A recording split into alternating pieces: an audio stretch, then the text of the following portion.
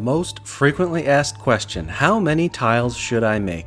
I have two answers. First, if you want a starter set that is likely to be able to assemble one room at a time, then I recommend 16 sidewall, 8 corners, 8 field, 4 hallway, 4 dead end, 4 slanted, and 4 curved.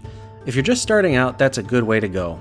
Heck, if you're like me and you've been at this for a few years, it's still the way to go. You don't need to lay out the entire dungeon on the table. Just shift the tiles around to form the new room as the party moves along.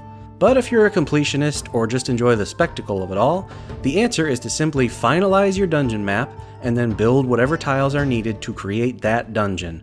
Then for the session after that, apply the same logic, except you'll find that you'll only need to build a few more tiles since you already have the ones from the first dungeon. Be smart about it.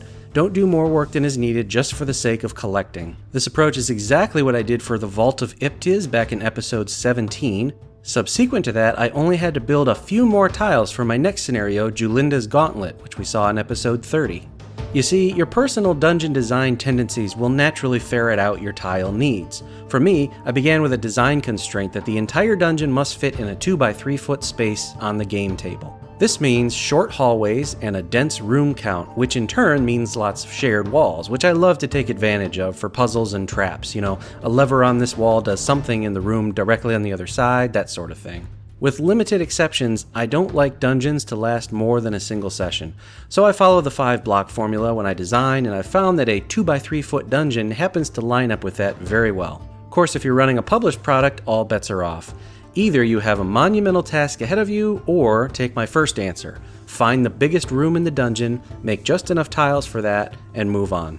Other tile styles that I've done: sewers, caves, castle, underdark, and so on. The answer is the same. Decide on your needs first and build only what's needed to match. So that is what I recommend for how many tiles to make. I'm Wylock, thanks for watching.